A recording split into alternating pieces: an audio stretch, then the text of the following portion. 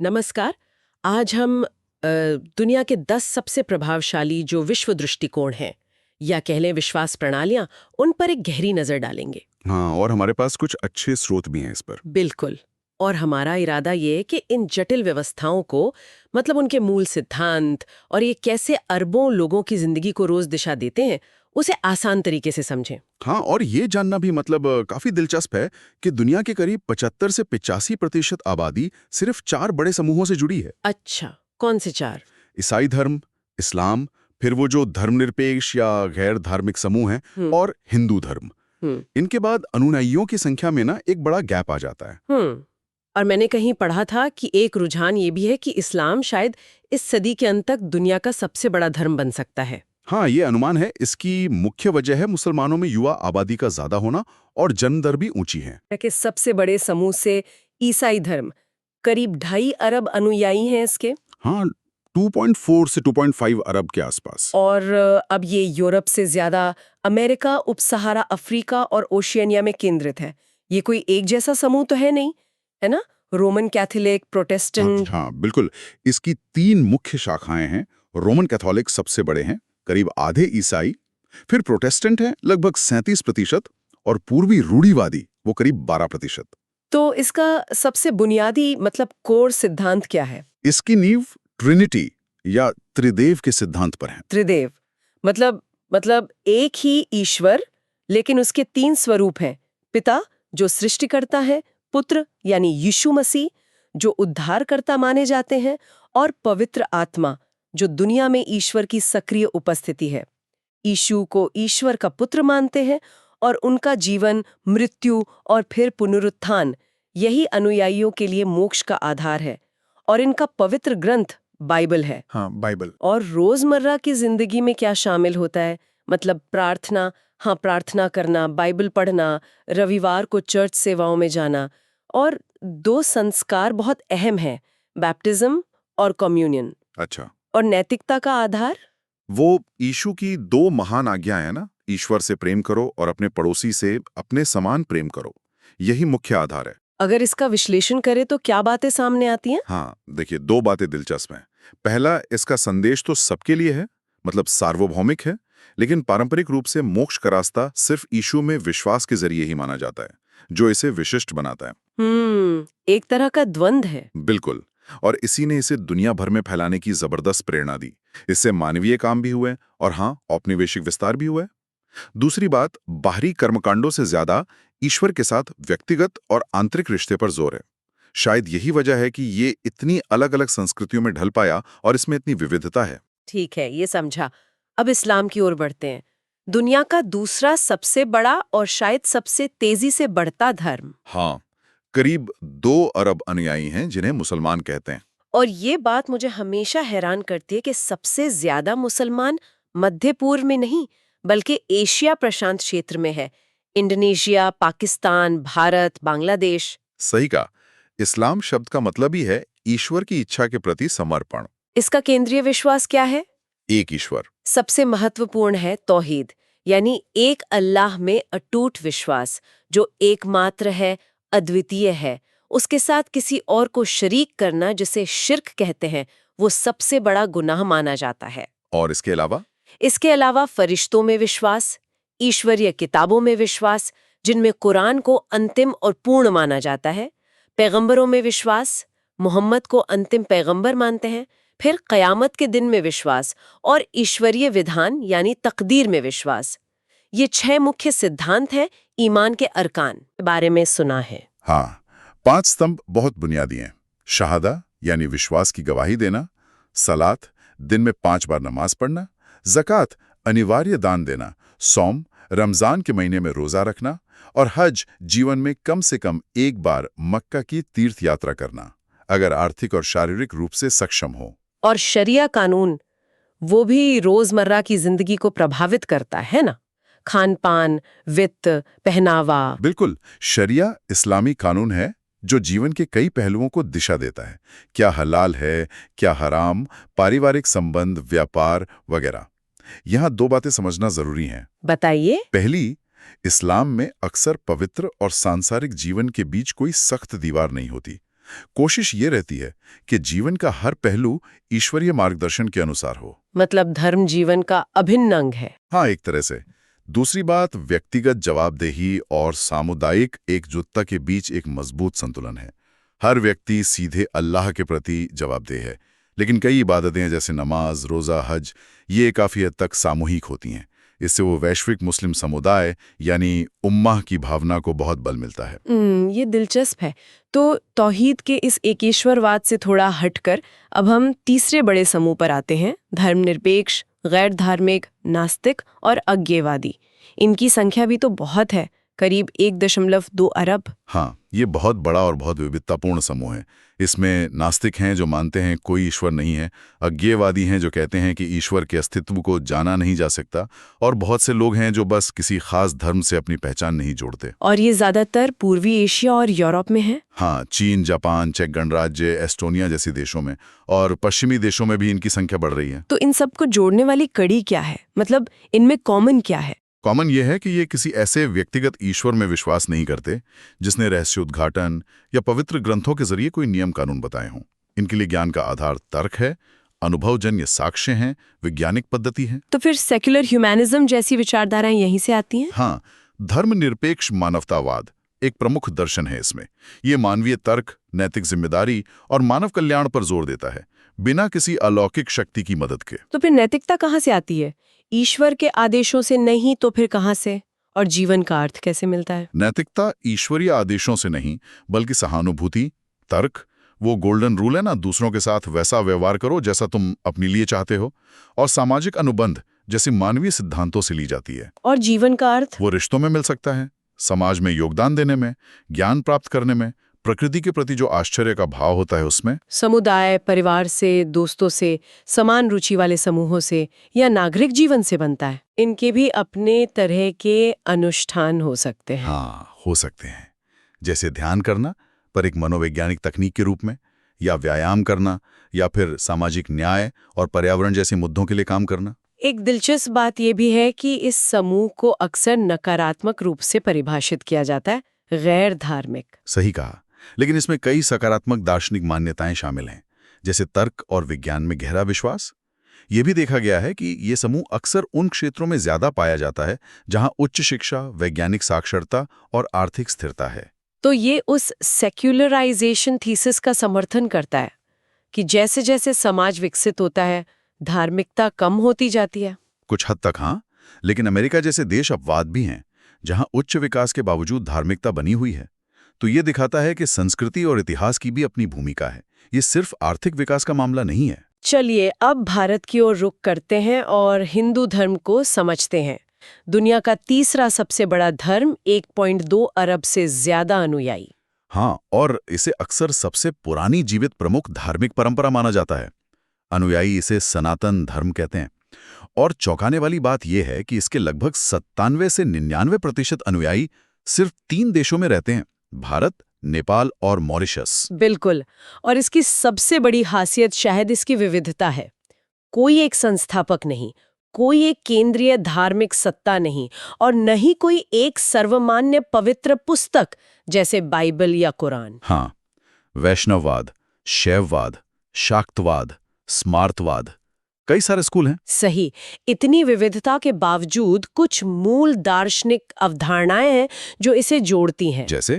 जैसे ब्रह्म यानी वो परम शाश्वत सत्य, आत्मा यानी व्यक्तिगत आत्मा जो असल में ब्रह्म का ही अंश है, फिर अनेक देवी देवता हैं, ब्रह्मा, विष्णु, शिव, जिन्हें अक्सर उसी एक परम सत्य के विभिन्न रूप या पहलू माना जाता है। और कर्म और पुनर्जन्म, हाँ, संसार यानी जन्म, मृत्यु और पुनर्जन्म का चक्र, कर्म यानी क्रियाओं का कारण और प्रभाव का नियम, और मोक्ष यानी इस संसार चक्र से मुक्ति पाना। धर्म भी एक बुनियादी अवधारणा है जिसका मतलब कर्तव्य, नैतिकता, सही आचरण, ये सब होता है। तो एक आम हिंदू का रोजमर्रा का जीवन कैसा दिखता है? घर में पूजा? हाँ, घर पर बने छोटे मंदिर या वेदी पर पूजा करना काफी आम है। मूर्तियों को फूल, धूप, दीपक, भोजन यानी प्रसाद चढ़ाना। मंदिरों में भी पूजा होती है। अब योग और ध्यान? हाँ, उसके 4 मुख्य मार्ग बताए गए हैं। कर्म योग, निस्वार्थ कर्म, भक्ति योग, ईश्वर के प्रति प्रेम और समर्पण, ज्ञान योग, ज्ञान और आत्म अन्वेषण, और राजयोग, ध्यान और मानसिक नियंत्रण। और खान पान, बहुत से हिंदू शाकाहारी होते हैं। हाँ, अहिंसा के सिद्धांत के कारण शाकाहार काफी प्रचलित है। दिवाली और होली जैसे रंगीन त्योहार हैं, और जन्म से मृत्यु तक के संस्कार जो जीवन के महत्वपूर्ण पड़ावों को पवित्र करते हैं, वो भी बहुत महत्वपूर्ण है। नैतिकता धर्म पर आधारित है, जिसमें सत्य, अहिंसा, पवित्रता, संतोष, तप जैसे गुण शामिल हैं। अगर इसकी खासियतें देखें तो क्या कहेंगे? देखिए, दो बातें बहुत खास हैं। पहली, अनेकता में एकता को समाहित करने की इसकी अद्भुत दार्शनिक क्षमता। ये एक ही ढांचे के भीतर एकेश्वरवादी, बहुदेववादी और यहां तक कि अनीश्वरवादी दृष्टिकोणों को भी जगह दे सकता है। अच्छा, वो कैसे? क्योंकि मूल वैदिक शिक्षा है एकम सत विप्रा बहुधा वदन्ति। सत्य एक है, परंतु ज्ञानी उसे विभिन्न प्रकार से व्यक्त करते हैं। दूसरी खासियत है कर्म, धर्म और संसार की अवधारणाओं का आपस में जुड़ा हुआ शक्तिशाली तंत्र। ये सामाजिक व्यवस्था ऐतिहासिक रूप से देखें तो जाति व्यवस्था को इसी आधार पर सही ठहराया गया, और व्यक्तिगत नैतिकता दोनों के लिए एक व्यापक ढांचा प्रदान करता है। इसमें व्यक्ति अपने भाग्य के लिए, अपने कर्मों के लिए पूरी तरह से जिम्मेदार होता है। ये बहुत गहरा है। हिंदू धर्म से ही निकली एक और प्रमुख वैश्विक परंपरा है बौद्ध धर्म। 500 मिलियन से ज्यादा अनुयायी, ज्यादातर एशिया में। हाँ, इसकी स्थापना सिद्धार्थ गौतम ने की थी, जिन्हें ज्ञान प्राप्ति के बाद बुद्ध यानी जागृत व्यक्ति कहा गया। और इसकी भी शाखाएं हैं, थेरवाद, महायान। हाँ, 3 प्रमुख शाखाएं हैं। थेरवाद जो दक्षिण पूर्व एशिया में ज्यादा प्रचलित है, महायान जो पूर्वी एशिया में प्रमुख है, और वज्रयान जो तिब्बत और आसपास के क्षेत्रों में पाया जाता है। इसकी मूल शिक्षा क्या है? बुद्ध ने सबसे पहले क्या सिखाया? बौद्ध धर्म की पूरी शिक्षा बुद्ध के पहले उपदेश में बताए गए 4 आर्य सत्यों पर आधारित है। 4 आर्य सत्य, वो क्या है? पहला, जीवन में दुख है, जिसे दुख कहते हैं। दूसरा, दुख का कारण तृष्णा, क्रेविंग और आसक्ति है, अटैचमेंट है। तीसरा, दुख का निवारण संभव है। और चौथा, दुख निवारण का मार्ग है आर्य अष्टांगिक मार्ग। आर्य अष्टांगिक मार्ग, इसमें 8 चीजें हैं। हाँ, ये 8 आपस में जुड़े अभ्यासों का संग्रह है। सम्यक दृष्टि, सही समझ, सम्यक संकल्प, सही इरादा, सम्यक वाक, सही वाणी, सम्यक कर्म, सही कार्य, सम्यक आजीविका, सही जीविका, सम्यक प्रयास, सही कोशिश, सम्यक स्मृति, सही सचेतनता, और सम्यक समाधि, सही ध्यान। बौद्ध धर्म भी कर्म और पुनर्जन्म यानी संसार में विश्वास करता है ना? हाँ, करता है, लेकिन इसका अंतिम लक्ष्य निर्वाण है। निर्वाण का मतलब है तृष्णा, घृणा और अज्ञानता की जो आग है उसे पूरी तरह बुझा देना। लेकिन हिंदू धर्म से अलग इसकी एक बहुत ही अनोखी अवधारणा है, अनात्मन या अनाता, जिसे नो सेल्फ कहते हैं। इसका क्या मतलब है? ये हिंदू धर्म की आत्मा से कैसे अलग है? बिल्कुल, ये बौद्ध दर्शन का एक बहुत ही महत्वपूर्ण और बुनियादी बिंदु है। अनात्मन का सिद्धांत कहता है कि कोई स्थायी, अपरिवर्तनीय, स्वतंत्र आत्मा या स्व जैसी कोई चीज नहीं है। तो फिर मैं कौन हूँ? जिसे हम मैं या मेरा समझते हैं, वो केवल 5 स्कंधों रूप, फिजिकल फॉर्म, वेदना, सेंसेशन, संज्ञा, परसेप्शन, संस्कार, मेंटल फॉर्मेशंस और विज्ञान, कॉन्शियसनेस का एक अस्थायी और लगातार बदलने वाला संयोजन मात्र है। बौद्ध धर्म के अनुसार इसी स्थायी स्व के भ्रम से चिपके रहना ही दुख का मूल कारण है। ओह, तो निर्वाण का मार्ग इसी भ्रम को तोड़ना है। हाँ, ध्यान और प्रज्ञा, विजडम के माध्यम से इसी भ्रम को तोड़ना है। रोजमर्रा के अभ्यास में ध्यान शामिल है, जैसे आनापानसति यानी सांस पर ध्यान देना, या मेट्टा भावना, मैत्री ध्यान, और सती यानी हर काम में सजगता रखना। और नैतिकता? गृहस्थ अनुयायी 5 शीलों का पालन करने का प्रयास करते हैं। हत्या न करना, चोरी न करना, व्यभिचार न करना, झूठ न बोलना और नशीले पदार्थों का सेवन न करना। तो अगर इसका विश्लेषण करें? हाँ, तो बौद्ध धर्म एक तरह से मानव स्थिति के लिए एक निदान और उपचार प्रणाली जैसा है। बुद्ध को अक्सर एक महान चिकित्सक की तरह देखा जाता है। और दूसरी बात, जैसा हमने कहा, अनात्मन का सिद्धांत इसे हिंदू धर्म के आत्मा ब्रह्म के विचार से मौलिक रूप से अलग करता है। यहाँ मुक्ति का अर्थ ईश्वर से मिलन नहीं, बल्कि स्व के भ्रम से मुक्त होकर दुख का अंत करना है। अनात्मन की इस क्रांतिकारी सोच के बाद अब हम सिख धर्म की ओर बढ़ते हैं, दुनिया का 5वां सबसे बड़ा संगठित धर्म। हाँ, लगभग 25 से 30 मिलियन अनुयायी हैं, जिन्हें सिख कहते हैं, जिसका मतलब है शिष्य या शिक्षार्थी। इसकी शुरुआत 15वीं सदी के अंत में पंजाब में गुरु नानक देव जी ने की थी। 10 गुरुओं ने इसका मार्गदर्शन किया। सही। और 10वें गुरु गुरु गोविंद सिंह जी ने आध्यात्मिक अधिकार पवित्र ग्रंथ गुरु ग्रंथ साहिब जी को सौंप दिया और सांसारिक अधिकार खालसा पंथ यानी सिख समुदाय को। दुनिया के ज्यादातर सिख अब भी पंजाब में रहते हैं, लेकिन बाहर भी इनके मजबूत समुदाय हैं, है ना? उत्तरी अमेरिका, ब्रिटेन, ऑस्ट्रेलिया में। हाँ बिल्कुल। सिख धर्म का मूल सिद्धांत है एक ओंकार। एक ओंकार यानी एक ही सार्वभौमिक ईश्वर है जो निराकार है, कालातीत है और सर्वव्यापी है। ईश्वर के मार्गदर्शन को 10 गुरुओं के माध्यम से प्रकट माना जाता है और उनके उपदेश व अन्य संतों की वाणियों का संग्रह गुरु ग्रंथ साहिब जी में है, जिसे जीवित गुरु का दर्जा प्राप्त है। और समानता का सिद्धांत। हाँ, ये एक और केंद्रीय सिद्धांत है। सभी मनुष्यों की पूर्ण समानता। जाति, पंथ, लिंग या नस्ल के आधार पर कोई भेदभाव नहीं। पुनर्जन्म और कर्म के सिद्धांत को भी माना जाता है और अंतिम लक्ष्य मुक्ति है। मुक्ति कैसे? अहंकार और 5 चोरों पर विजय पाकर ईश्वर में विलीन हो जाना।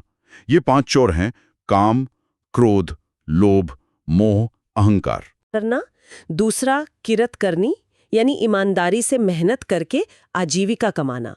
और तीसरा वंड छकना, यानी अपनी कमाई और संसाधनों को दूसरों के साथ, खासकर जरूरतमंदों के साथ साझा करना। और सेवा। हाँ, सेवा यानी निस्वार्थ सेवा सिख अभ्यास का एक आधारशिला है। और जो सिख खालसा पंथ में शामिल होते हैं वो 5 ककार या 5 का धारण करते हैं। केश, बिना कटे बाल, कंघा, लकड़ी की कंघी, कड़ा, स्टील का कंगन, कछेरा, सूती जांगिया और किरपान, एक छोटी तलवार या कटार। इसकी 2 प्रमुख विशेषताएं क्या होंगी? पहली, संत सिपाही का आदर्श।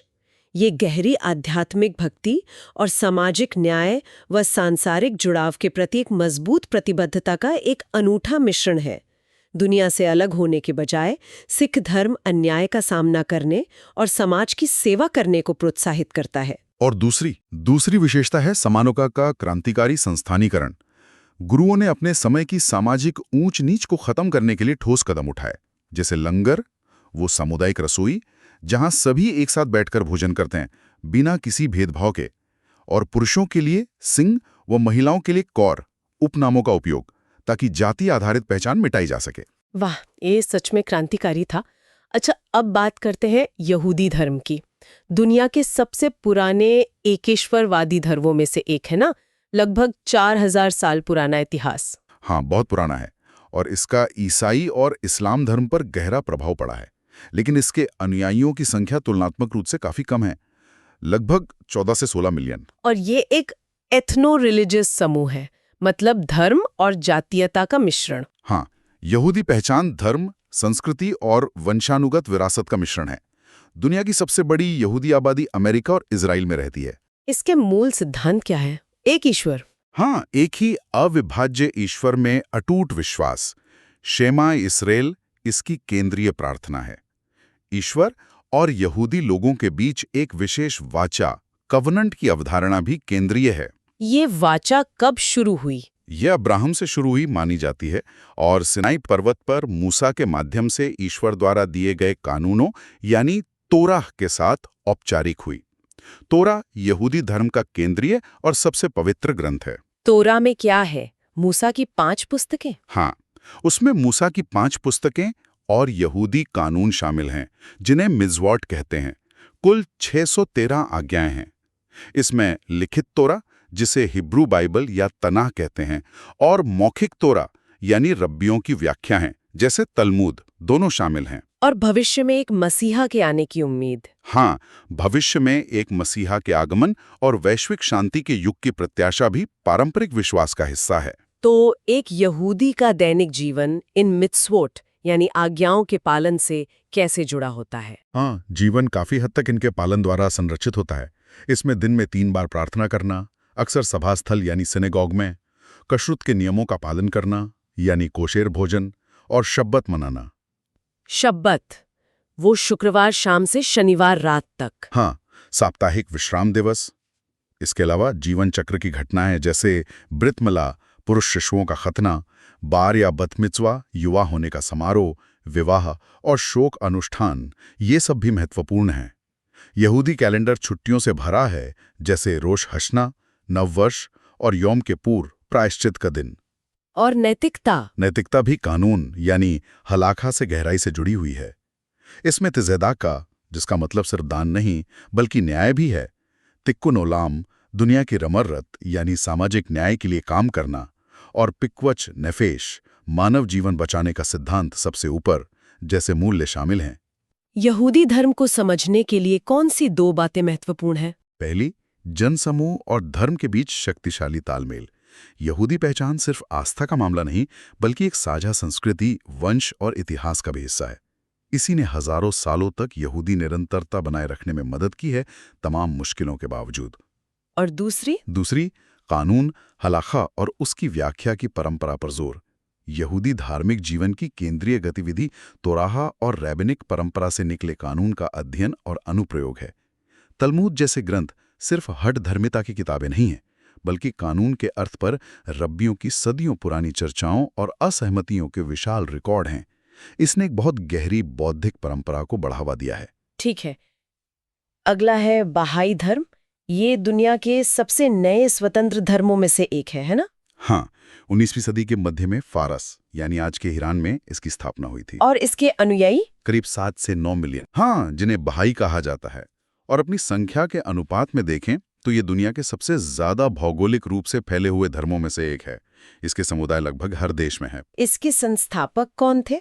मिर्जा हुसैन अली नूरी, जिन्हें बहाउल्लाह यानी ईश्वर की महिमा के नाम से जाना जाता है।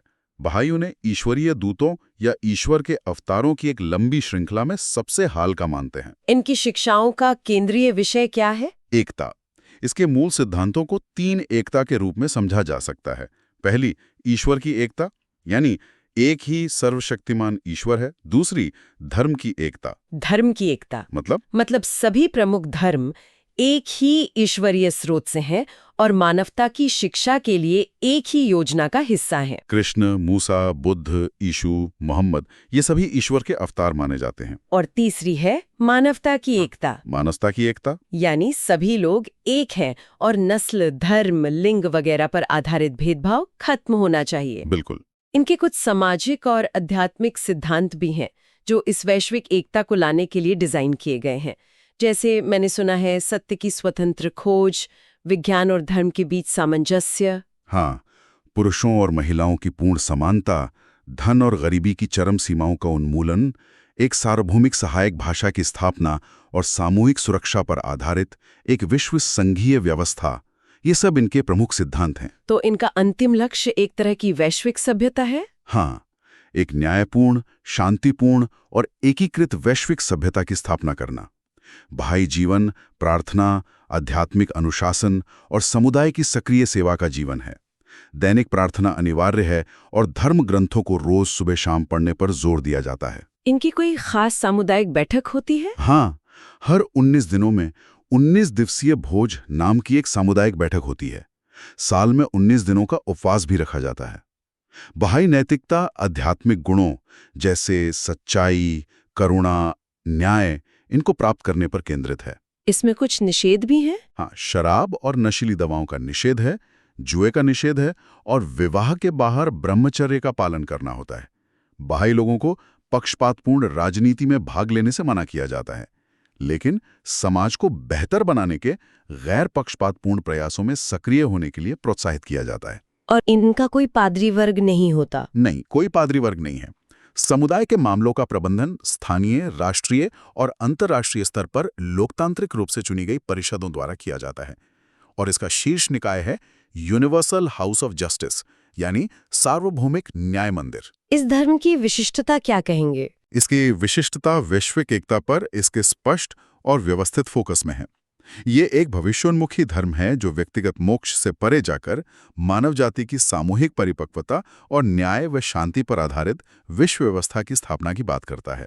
दूसरा, इसका शासन का अनूठा मॉडल है जो ईश्वरीय रहस्योद्घाटन को लोकतांत्रिक प्रशासनिक व्यवस्था के साथ जोड़ता है, जिसका उद्देश्य एकता बनाए रखना और फूट को रोकना है। चलिए अब एक और प्राचीन भारतीय धर्म पर आते हैं, जैन धर्म। जी इसका इतिहास भी बहुत पुराना है, कम से कम 2500 साल। हाँ, और यदि इसकी आध्यात्मिक वंशावली 24 तीर्थंकरों यानी आध्यात्मिक शिक्षकों के माध्यम से मानी जाती है। अंतिम और सबसे प्रमुख थे वर्धमान महावीर, जो बुद्ध के समकालीन थे। जैन शब्द का मतलब जिन से निकला है। हाँ, जिन मतलब विजेता, वो जिसने अपनी आंतरिक वासनाओं पर विजय प्राप्त कर ली हो। यह आबादी के लिहाज से एक छोटा धर्म है। दुनिया भर में लगभग 5 से 6 मिलियन अनुयायी हैं। ज्यादातर जैन भारत में ही रहते हैं। इसके 2 प्रमुख संप्रदाय हैं, दिगंबर और श्वेतांबर। सही, दिगंबर आकाश वस्त्रधारी जिनके साधु नग्नता का अभ्यास करते हैं, और श्वेतांबर श्वेत वस्त्रधारी जिनके साधु साध्वी सफेद वस्त्र पहनते हैं। ये धर्म किस तरह का मार्ग है? ये आत्म सहायता और कठोर आत्मा अनुशासन का मार्ग है। इसका उद्देश्य आत्मा को शुद्ध करना और पुनर्जन्म के चक्र से मुक्ति यानी मोक्ष प्राप्त करना है। और ये अनीश्वरवादी परंपरा है, मतलब किसी निर्माता ईश्वर में विश्वास नहीं। हाँ, ये किसी ऐसे निर्माता ईश्वर में विश्वास नहीं करती जो मानवीय मामलों में हस्तक्षेप करता हो। जैन दर्शन द्वैतवादी है। ये मानता है कि ब्रह्मांड 2 शाश्वत और स्वतंत्र प्रकार के पदार्थों से बना है, जीव यानी जीवित चेतन आत्माएं और अजीव यानी निर्जीव अचेतन पदार्थ। हर जीवित प्राणी में एक जीव होता है जो स्वाभाविक रूप से शुद्ध होता है। तो फिर आत्मा बंधन में क्यों है? जैन धर्म में कर्म की अवधारणा भी थोड़ी अलग है ना? हाँ, ये बहुत महत्वपूर्ण है। जैन धर्म में कर्म कोई अमूर्त नियम नहीं, बल्कि एक सूक्ष्म प्रकार का भौतिक पदार्थ है, बहुत महीन कण। ये आत्मा के कर्मों, विचारों और शब्दों से उसकी ओर आकर्षित होते हैं और उससे चिपक जाते हैं। अच्छा, तो ये कर्ण आत्मा को ढक लेते हैं। हाँ, जिससे आत्मा का शुद्ध स्वभाव ढक जाता है और वह संसार यानी जन्म मृत्यु के चक्र में बंध जाती है। जैन का लक्ष्य है नए कर्म के प्रवाह को रोकना, जिसे संवर कहते हैं, और पहले से जमा हुए कर्मों को खत्म करना, जिसे निर्जरा कहते हैं। और अंतिम लक्ष्य मोक्ष है। हाँ, मोक्ष कर्म के बंधन और संसार चक्र से आत्मा की पूर्ण मुक्ति। और ये मुक्ति व्यक्ति के अपने प्रयासों से ही प्राप्त होती है। कोई दैवीय शक्ति मोक्ष नहीं दे सकती। मोक्ष का मार्ग त्रिरत्न यानी 3 रत्नों के रूप में बताया गया। त्रिरत्न वो क्या है? सम्यक दर्शन, सही विश्वास, सम्यक ज्ञान, सही ज्ञान, और सम्यक चारित्र, सही आचरण। और सही आचरण 3 मूलभूत सिद्धांतों द्वारा निर्देशित होता है: अहिंसा, अहिंसा, अपरिग्रह, अनासक्ति और अनेकांतवाद। अनेकांतवाद, हाँ, अनेकांतवाद ये मान्यता कि सत्य और वास्तविकता जटिल है और उनके कई दृष्टिकोण हो सकते हैं। किसी भी चीज को सिर्फ एक नजरिए से देखना अधूरा है। लेकिन अहिंसा जैन धर्म का शायद सबसे जाना माना सिद्धांत है। इसे सर्वोच्च सिद्धांत मानते हैं। इसका पालन कैसे किया जाता है? बहुत कड़ाई से। हाँ, बहुत कड़ाई से। जैन नैतिकता 5 महाव्रतों द्वारा परिभाषित है, जिनका साधु साध्वी सबसे कड़े रूप में पालन करते हैं, और गृहस्थ समुदाय संशोधित रूप में, जिसे अणुव्रत कहते हैं। ये 5 महाव्रत कौन से हैं? पहला और सबसे महत्वपूर्ण, अहिंसा। किसी भी जीवित प्राणी को विचार, वचन या कर्म से नुकसान पहुंचाने से बचने के लिए अत्यधिक सावधानी बरतना। दूसरा, सत्य, हमेशा सच बोलना। तीसरा, अस्तेय, चोरी न करना। चौथा, ब्रह्मचर्य, साधुओं के लिए पूर्ण ब्रह्मचर्य और गृहस्थों के लिए विवाह में निष्ठा। और 5वां, अपरिग्रह, पोजेशंस को सीमित करना और भौतिक चीजों से अनासक्ति रखना। और अहिंसा का पालन खान पान में कैसे दिखता है? इसी अहिंसा के सिद्धांत के कारण जैनियों का आहार सख्त शाकाहारी होता है, अक्सर वीगन भी। कई लोग जड़ वाली सब्जियां भी नहीं खाते, जैसे प्याज, लहसुन, आलू। वो क्यों?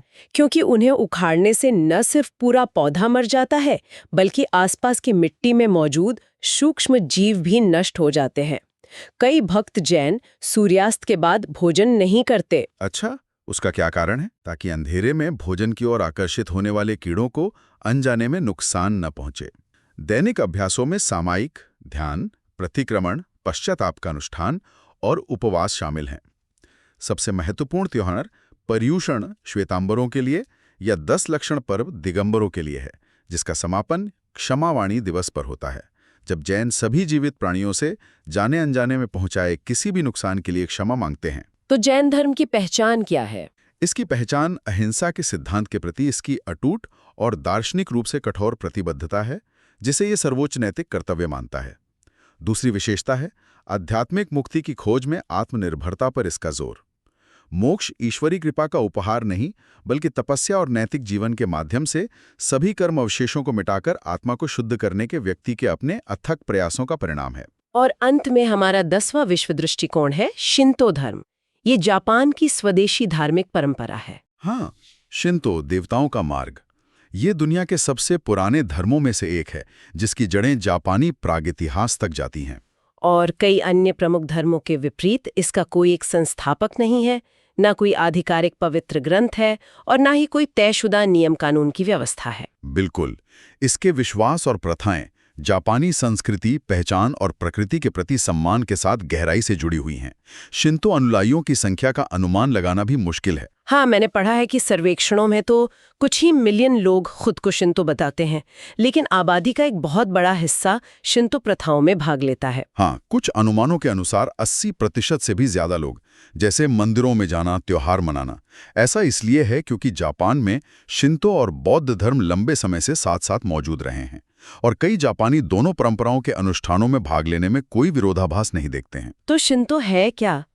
जीववादी और बहुदेववादी? हाँ, ये एक जीवावादी और बहुदेववादी आस्था है जो कामी में विश्वास, प्रकृति के प्रति सम्मान और पवित्रता के महत्व पर केंद्रित हैं। कामी यहाँ केंद्रीय अवधारणा है। कामी का मतलब क्या है? ईश्वर, आत्मा? इसका अनुवाद अक्सर ईश्वर या आत्मा किया जाता है, लेकिन इसका अर्थ कहीं ज्यादा व्यापक है। कामी उस दिव्य सार या आध्यात्मिक ऊर्जा को संदर्भित कर सकता है जो सभी चीजों में निवास करती है। प्रकृति के तत्वों में, जैसे पहाड़, नदियां, पेड़, प्राकृतिक घटनाओं में, जैसे हवा, बारिश, कुछ जानवरों में भी। मनुष्य भी कामी बन सकते हैं? हाँ, मनुष्य भी मृत्यु के बाद कामी बन सकते हैं और पूर्वज कामी के रूप में पूजे जाते हैं। सबसे महत्वपूर्ण कामी सूर्य देवी अमातेरासु हैं, जिनसे जापानी शाही परिवार का वंशज माना जाता है। शिंतो में पवित्रता और अपवित्रता पर बहुत जोर दिया जाता है, पाप की अवधारणा से ज्यादा। हाँ, पवित्रता जिसे क्योमे कहते हैं और अपवित्रता जिसे केगारे कहते हैं के बीच अंतर शिंतो में एक प्रमुख वैचारिक फोकस है। पवित्रता स्वच्छता, व्यवस्था और सद्भाव से जुड़ी है, जबकि अपवित्रता गंदगी, बीमारी, मृत्यु जैसी चीजों से जुड़ी है, जो इस सद्भाव को बाधित करती हैं। तो बुराई क्या है? बुराई को एक आंतरिक शक्ति या मूल पाप के रूप में नहीं देखा जाता, बल्कि अपवित्रता या बुरी आत्माओं, ओनी, के प्रभाव का परिणाम माना जाता है। इसलिए शिंतो अनुष्ठानों का एक प्राथमिक लक्ष्य दुर्भाग्य को दूर करने और कामी के साथ सामंजस्यपूर्ण संबंध बनाए रखने के लिए स्वयं को और अपने परिवेश को शुद्ध करना है। ये तो काफी जीवन समर्थक लगता है। हाँ, शिंतो एक जीवन पुष्टि करने वाली और आशावादी आस्था है। मनुष्य को मूल रूप से अच्छा माना जाता है और दुनिया को एक अच्छी और पवित्र जगह के रूप में देखा जाता है। जीवन का उद्देश्य किसी दूसरे लोक में मृत्यु के बाद के जीवन की तैयारी करना नहीं, बल्कि वर्तमान में कामी और प्राकृतिक दुनिया के साथ सद्भाव में रहना है। तो शिंतो का अभ्यास कैसे किया जाता है? मंदिरों में? हाँ, शिंतो अभ्यास मंदिरों, जिंजा और घर पर किए जाने वाले अनुष्ठानों पर केंद्रित है। मंदिर कामी का घर माने जाते हैं और अक्सर प्राकृतिक सुंदरता वाली जगहों पर स्थित होते हैं।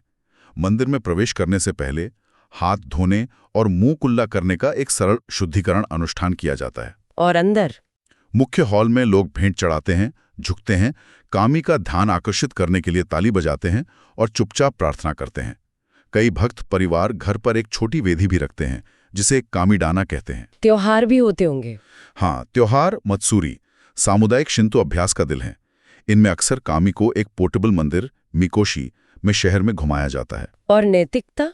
कोई 10 आज्ञाएं जैसा कुछ है? नहीं, शिंतो में 10 आज्ञाओं जैसा कोई कठोर नैतिक कोड नहीं है। इसके बजाय नैतिकता इस सहज ज्ञान से निर्देशित होती है कि क्या सही है और क्या समुदाय, प्रकृति और कामी के साथ सद्भाव बनाए रखेगा।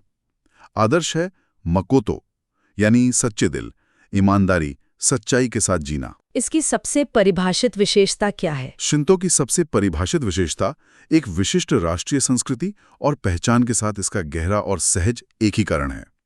इसकी पौराणिक कथाएं जापान की राष्ट्रीय निर्माण कहानियां हैं। इसके कामी जापान के पहाड़ों, नदियों और पेड़ों की आत्माएं हैं, साथ ही इसके लोगों के देवत्व प्राप्त पूर्वज भी।